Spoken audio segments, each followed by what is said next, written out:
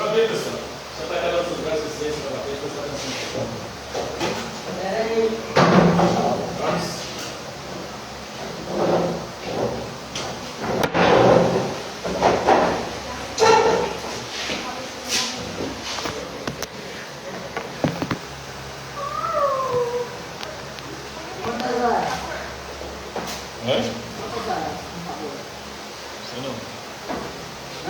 Não sei.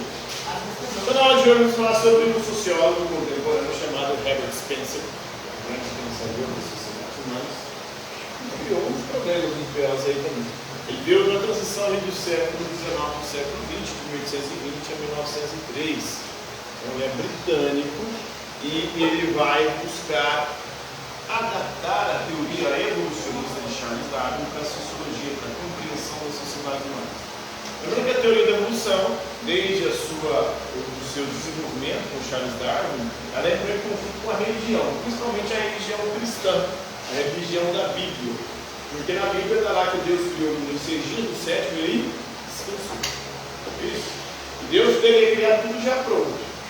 Nada evoluído. Ou nada que teria a possibilidade de evoluir. Já a teoria da evolução de Charles Darwin dizia o seguinte: nós passamos ao longo do tempo um processo evolutivo. Nós, por exemplo, temos um ancestral em comum com os macacos, com os símios. Em algum momento da nossa árvore genealógica, na nossa ascendência, ou seja, nos nossos ancestrais, nós tivemos ali ancestrais em comum com os macacos. Depois partiram na árvore, se ramificando, dando origem às várias espécies que nós temos hoje. E aí não tinha um desenvolvimento tão sofisticado como nós temos hoje. Mas o Spencer hoje sabe-se que a nossa espécie ela surgiu entre 200 e 300 mil anos atrás, a Homo sapiens sapiens. Tudo de um processo evolutivo a partir de fósseis encontrados, principalmente na África, que tem sido o berço da humanidade.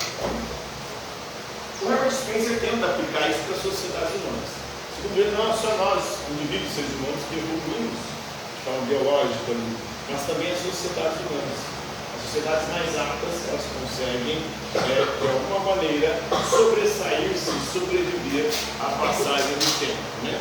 Então, foi um sociólogo e filósofo britânico, um dos primeiros teóricos evolucionistas, a levar a teoria da evolução para tentar explicar as sociedades humanas. Então, ele põe a frase aí da sobrevivência do mais apto, ou seja, sobrevive na natureza aqueles seres, aquelas espécies que são mais aptas, que são melhor adaptadas às circunstâncias apresentadas pelo ambiente. Então, se você for de uma espécie mais bem adaptada, você consegue sobreviver e dar melhor.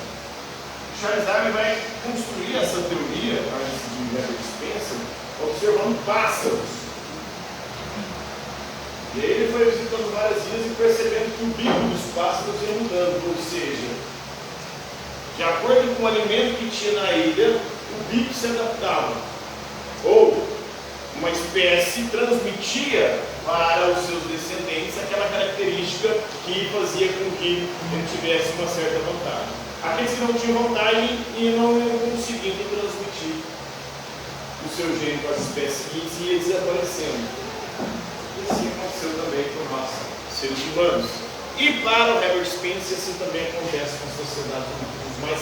As sociedades mais aptas, elas sobrevivem e conseguem se manter para a posteridade.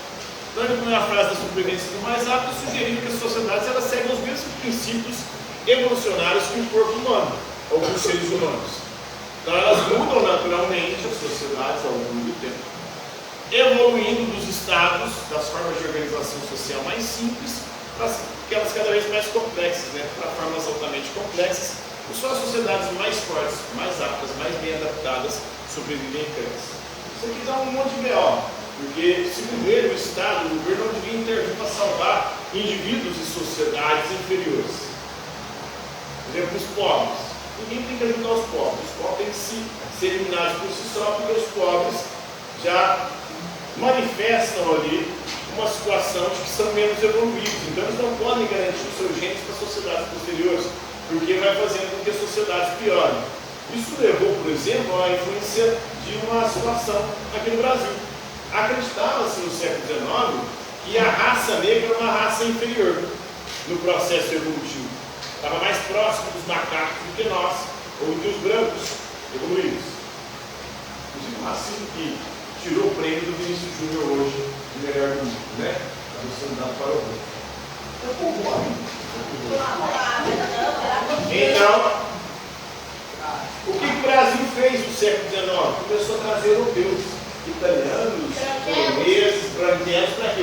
Para branquear a população brasileira, porque tinha medo que se a população fosse predominantemente negra, a gente estaria condenado ao atraso social. Olha só o que fizeram. E aí acabaram com a escravidão, jogaram os negros para a periferia, para as favelas, não deram para eles condições de sobrevivência e deram emprego para os brancos que estavam chegando. Deus deu de emprego, vai sobreviver como? Então, essa é uma visão extremamente problemática, baseada na ciência, mas não só a ciência. Se você pensar a religião discutiu no início da colonização se brancos e indígenas, ou se negros e indígenas tinham alma. Os animais não têm alma, os seres humanos têm alma. Então, será que os índios e os africanos, os negros africanos, eles têm alma ou não? São humanos ou são animais? E, a partir disso, tinha que ser justificativa para a escravidão. Mas eles não são humanos como nós, são inferiores, não têm alma. Então, a religião não justificou, no século XIX, quem justificava o racismo era a ciência.